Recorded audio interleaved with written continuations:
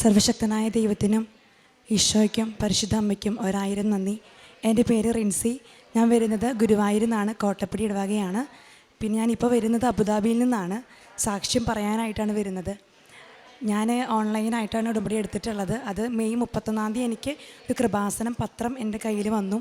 അങ്ങനെ ഞാൻ അന്ന് തന്നെ വായിച്ച് പിറ്റേ ദിവസം ജൂൺ 1 2024 ജൂൺ 1 ഉടമ്പടി എടുക്കുന്നത്. അപ്പോൾ ഉടമ്പടി എടുക്കുന്ന സമയത്ത് എനിക്കിതിനെക്കുറിച്ച് ഒരു ഐഡിയ ഒന്നും ഉണ്ടായിരുന്നില്ല.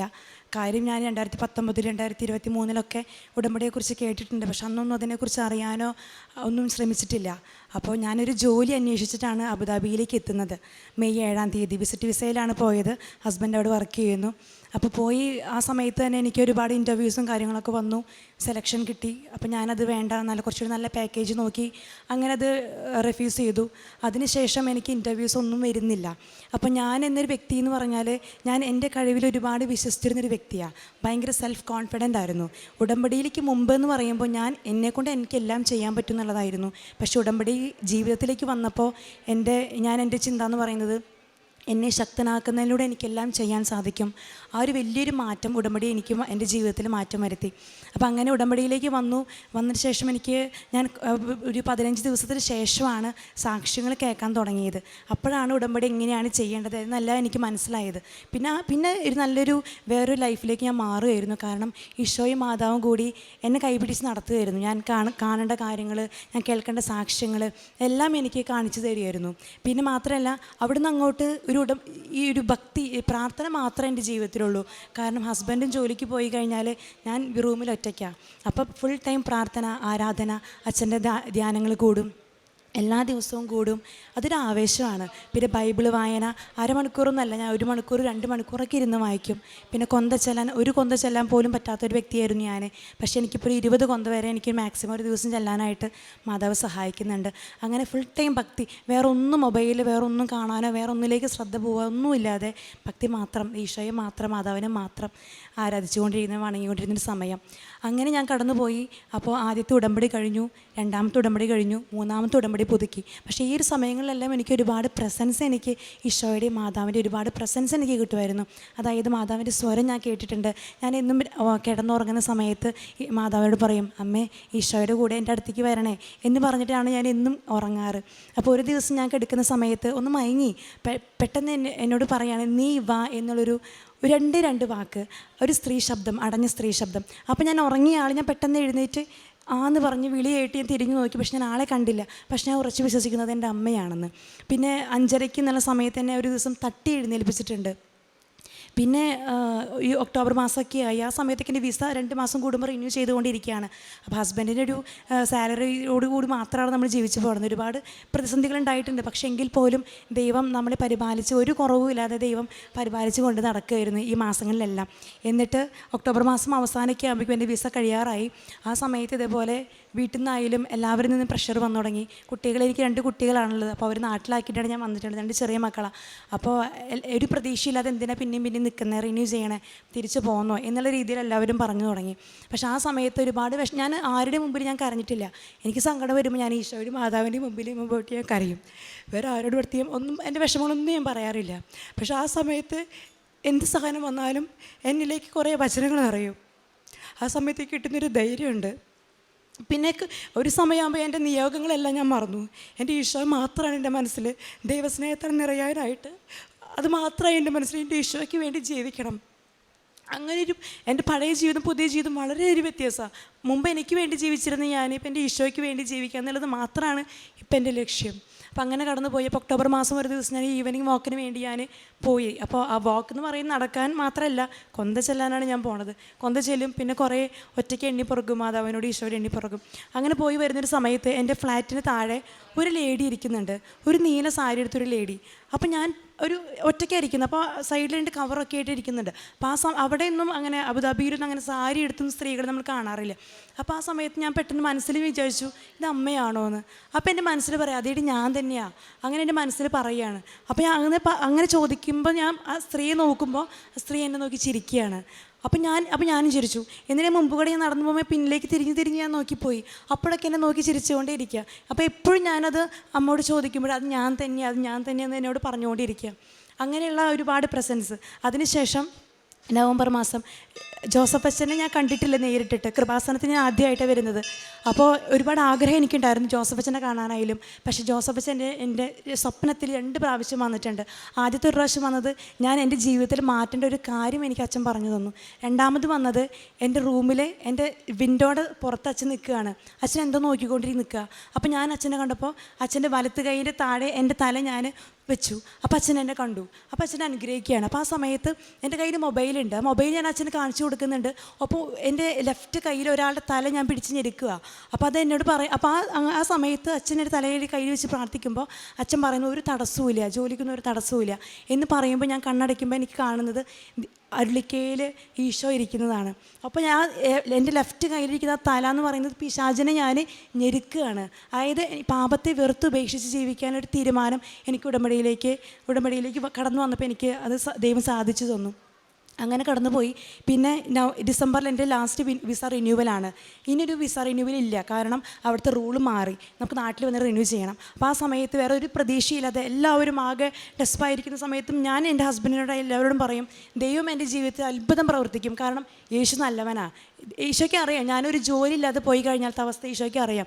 കാരണം ഞാനിവിടെ ജോലിക്കായിട്ട് വന്നിട്ടുള്ളതൊന്നും ഞാൻ ഉടമ്പടി എടുത്തിട്ടുണ്ടെന്നുള്ളതും എന്നെ അറിയുന്ന എല്ലാവർക്കും അറിയാം. കാരണം എല്ലാവർക്കും ഞാൻ സാക്ഷ്യങ്ങൾ അയച്ചു കൊടുക്കും, പിന്നെ സ്റ്റാറ്റസ് ഇടും. ഇത് മാത്രമേ എനിക്ക് ചെയ്യാനുള്ളൂ. അപ്പോൾ ഞാനൊരു ജോലി ഇല്ലാതെ പോയി കഴിഞ്ഞാൽ ഈശോയെ ഞാൻ കൃപാസനത്തിൽ വിശ്വസിക്കുന്നുണ്ട്, പക്ഷേ എന്നെ അറിയുന്നവർ ഇതിൽ കൂടുതൽ വിശ്വസിക്കാനായിട്ട് എന്നെ അമ്മയുടെ പ്രത്യക്ഷീകരണത്തിൻ്റെ ഒരു ഉപകരണമാക്കി, ഒരു സാക്ഷിയാക്കി എന്നെ ഉയർത്തണമെന്നായിരുന്നു എൻ്റെ പ്രാർത്ഥന. അങ്ങനെ ലാസ്റ്റ് 10 ഡേയ്സേ ഉള്ളൂ. 29th വിസ തീരും, ഡിസംബർ 29. 10 ദിവസം മുമ്പ് റൂം വെക്കേറ്റ് ചെയ്യേണ്ട കാര്യം പറയാൻ വേണ്ടിയിട്ട് ഞാൻ ഓണർ ചേട്ടനോട് പറയാൻ പോവുകയാണ്. അപ്പോൾ ആ ചേട്ടൻ പറഞ്ഞു, മോൾ ടെൻഷൻ ആവില്ല, നമുക്ക് ഇനി സമയമുണ്ടല്ലോ, 10 ദിവസമല്ലേ, നമുക്ക് ഒരു ദിവസമൊക്കെ മതി കാര്യങ്ങൾ മാറി മറിയാൻ. അങ്ങനെ പ്രതീക്ഷ തന്നു. അപ്പോൾ എനിക്കും എൻ്റെ ഹസ്ബൻഡിനും ഒരു വലിയൊരു ആശ്വാസം അന്ന് കിട്ടി. അതിനുശേഷം പിറ്റേ ദിവസം തന്നെ അദ്ദേഹം എൻ്റെ CV വേറെ ആൾക്ക് ഫോർവേഡ് ചെയ്തു. അന്ന് തന്നെ ഒരു പുതിയൊരു കമ്പനിയുടെ ഓണറും ഒരു ഫ്രണ്ടും കൂടി എന്നെ ഇൻ്റർവ്യൂ എടുത്തു. പിറ്റേ ദിവസം തന്നെ അത് കൺഫേം ആയി, എനിക്ക് ജോലി സെറ്റായി. മാത്രമല്ല അവർ പറഞ്ഞു, എനിക്ക് മുമ്പേ ആഗ്രഹം ഉണ്ടായിരുന്നു എനിക്കൊരു ജോലി കിട്ടി കഴിഞ്ഞാൽ എനിക്ക് ഒരാഴ്ചക്കെങ്കിലും ഇവിടേക്ക് വരണം, നാട്ടിലേക്ക് വരണം, കാരണം സാക്ഷ്യം പറയണം, ഒപ്പം എനിക്ക് കാരുണ്യ പ്രവൃത്തികളായാലും പ്രേക്ഷിത പ്രവർത്തനമായാലും എനിക്ക് അധികം അവിടെ ചെയ്യാൻ പറ്റുന്നില്ല. നമുക്ക് അറിയാം അവിടെ ഒരുപാട് ലിമിറ്റേഷൻസ് ഉണ്ട്. അപ്പോൾ എനിക്ക് ഇവിടെ വന്നിട്ട് എനിക്ക് ഒരുപാട് കാര്യങ്ങൾ ചെയ്യുന്ന ഒരുപാട് ആഗ്രഹം ഉണ്ടായിരുന്നു.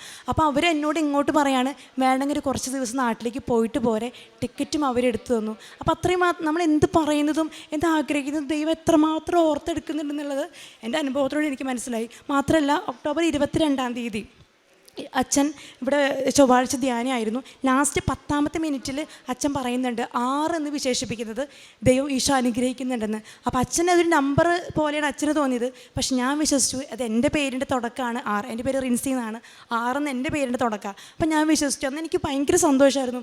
ഈശോ എൻ്റെ ഫയൽ ഓപ്പൺ ആക്കി എന്നുള്ള സന്തോഷമായിരുന്നു.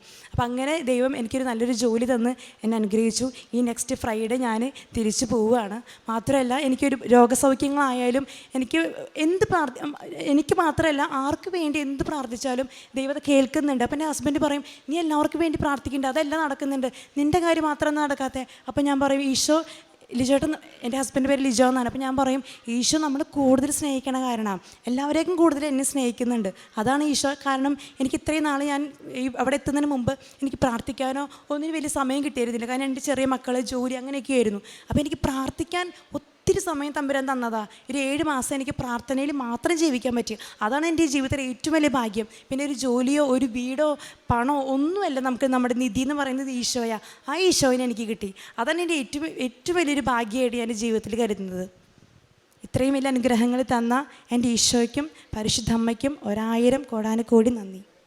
റോമ 5-ാം അധ്യായം 4-5 തിരുവചനങ്ങൾ. കഷ്ടത സഹനശീലവും, സഹനശീലം ആത്മധൈര്യവും, ആത്മധൈര്യം പ്രത്യാശയും ഉളവാക്കുന്നു എന്ന് നാം അറിയുന്നു. പ്രത്യാശ നമ്മെ നിരാശരാക്കുന്നില്ല, കാരണം നമുക്ക് നൽകപ്പെട്ടിരിക്കുന്ന പരിശുദ്ധാത്മാവിലൂടെ ദൈവത്തിൻ്റെ സ്നേഹം നമ്മുടെ ഹൃദയങ്ങളിലേക്ക് ചൊരിയപ്പെട്ടിരിക്കുന്നു.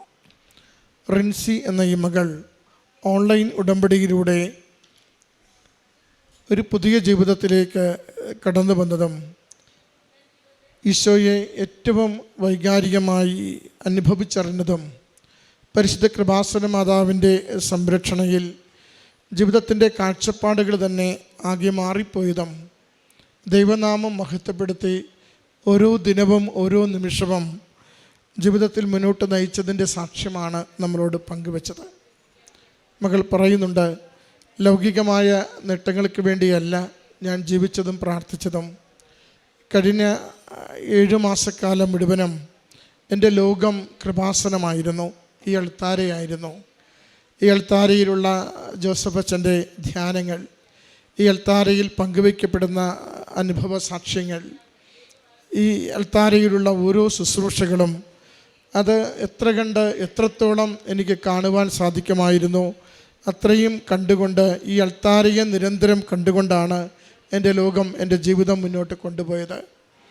എന്നെ അമ്മ മാതാവ് അവിചാരിതമായി കിട്ടിയ ഒരു കൃപാസന പത്രം, അതിലൂടെ എങ്ങനെ പരിചയപ്പെട്ടതിന് ശേഷം ഓൺലൈൻ ഉടമ്പടി എടുത്ത് ഞാൻ ജീവിച്ചു തുടങ്ങിയ നാൾ മുതൽ നിരന്തരം എന്നോട് കമ്മ്യൂണിക്കേഷൻ ചെയ്യുന്നുണ്ടായിരുന്നു.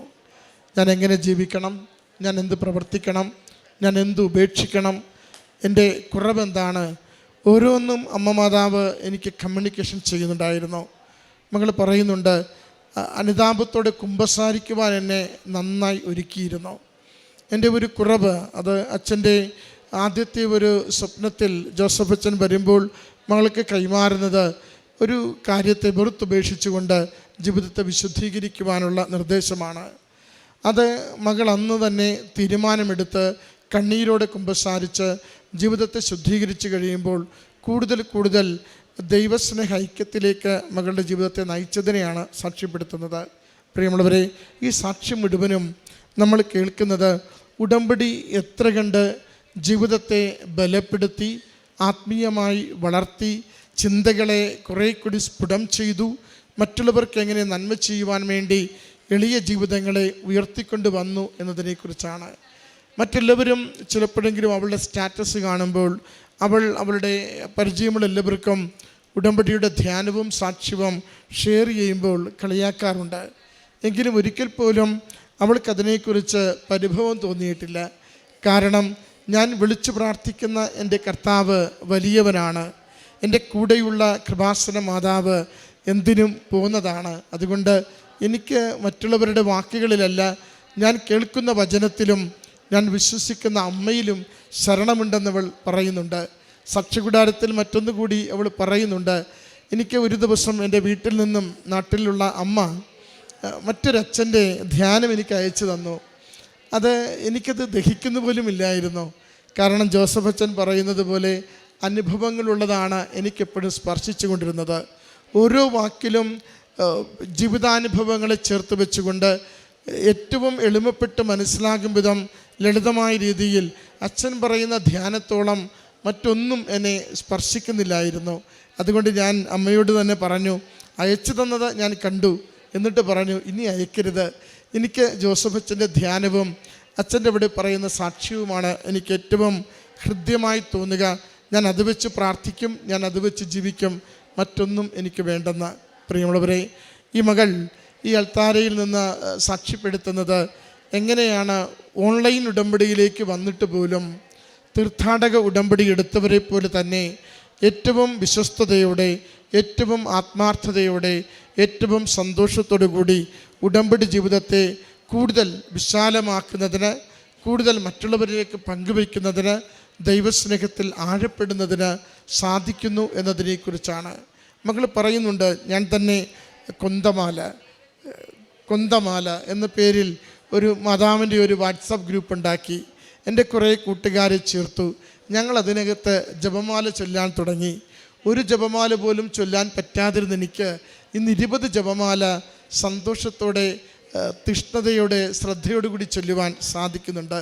പ്രിയമുള്ളവരെ, ഈ കാലഘട്ടത്തിന് ദൈവം അനുഗ്രഹിച്ച് നൽകിയ ഏറ്റവും വലിയ ഒരു സുഹൃതമാണ് അമ്മ മാതാവിൻ്റെ ഉടമ്പടി പ്രാർത്ഥനയിലൂടെ യുവാക്കൾ വന്നു നിന്ന് ദൈവനാമത്തെ മഹത്വപ്പെടുത്തിക്കൊണ്ട് ഞങ്ങളുടെ ജീവിതങ്ങളെ ശുദ്ധീകരിക്കുന്ന കർത്താവിന് നന്ദി എന്ന് പറയുന്നത്.